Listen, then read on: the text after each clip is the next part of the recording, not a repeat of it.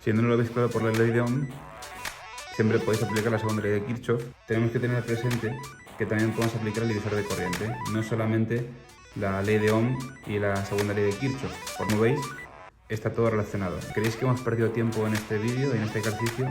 Hemos visto conceptos claves en la tecnología eléctrica en muy poco tiempo. Lo primero de todo es distinguir entre lo que vemos, lo que realmente es.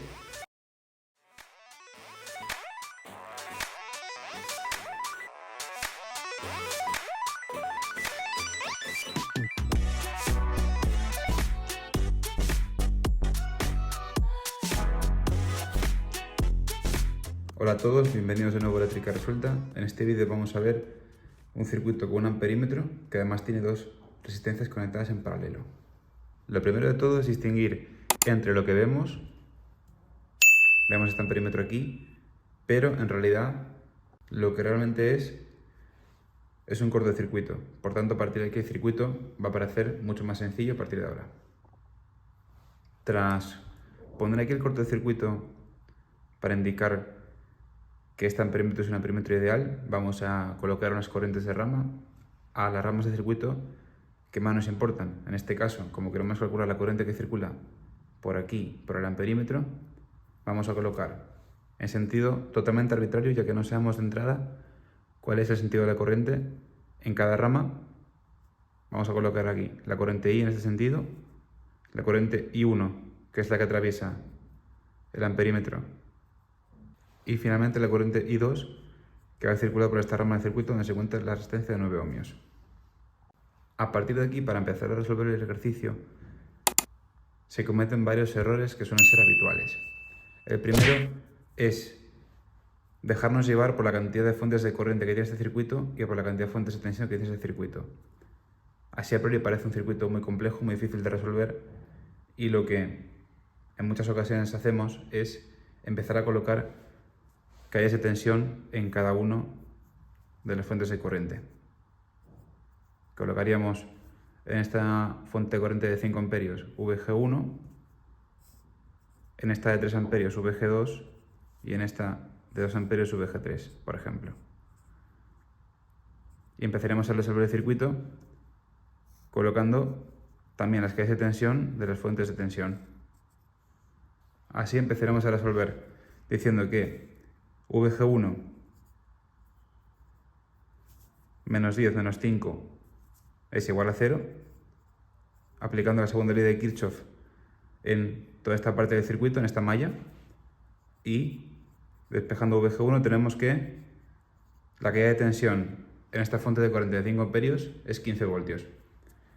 Por otro lado, si cerramos otra malla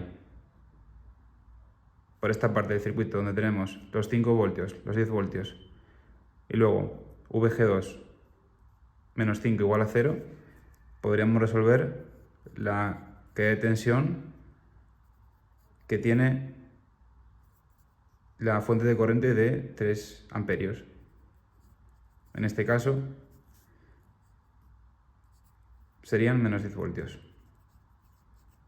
Y finalmente, para calcular la caída de tensión que tiene esta fuente de corriente de 2 amperios, que lo hemos denominado VG3, cerraríamos otra malla por aquí, serían 5 más 10, seguimos por aquí arriba, menos VG3 menos 5 igual a 0. Y despejando tendríamos que VG3 soporta una caída de tensión de 10 voltios.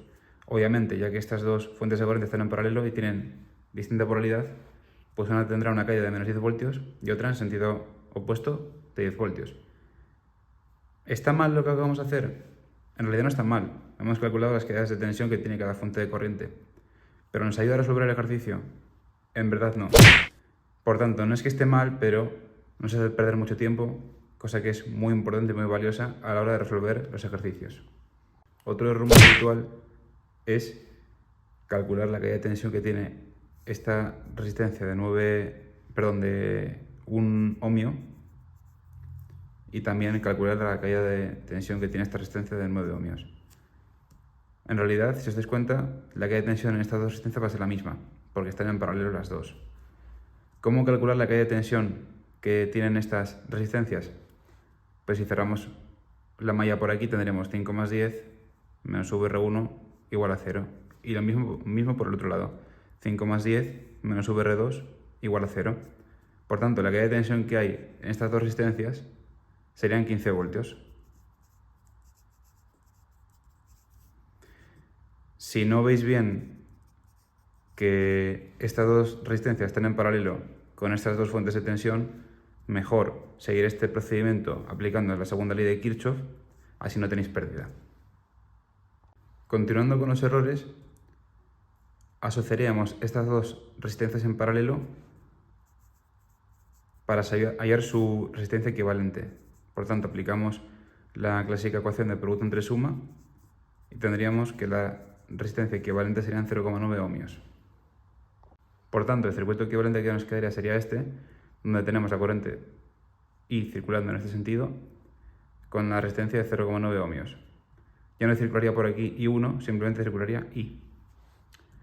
Para hallar la corriente que circula por esta resistencia de 0,9 ohmios, podemos aplicar la ley de Ohm. Y tenemos que la tensión que cae en esta resistencia de 0,9 ohmios serían los 15 voltios entre la resistencia de la propia resistencia, que serían 0,9. Esto nos da un valor de la corriente de 16,667 amperios.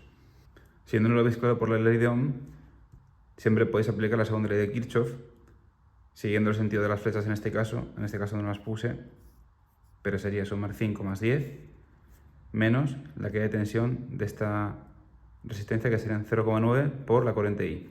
Todo ello igualado a 0.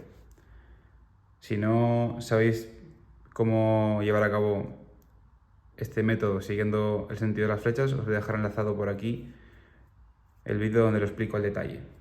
La asociación de resistencias no se realiza por capricho, sino que en este caso la hemos realizado para poder calcular la corriente I que circula en esta rama del circuito original.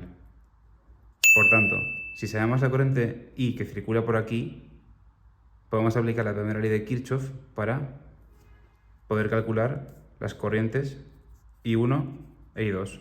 Sabemos que la primera ley de Kirchhoff dice que las corrientes que entran en un nudo es igual a la suma de las corrientes que salen de ese nudo. ¿Cómo podemos calcular las corrientes I1 e I2?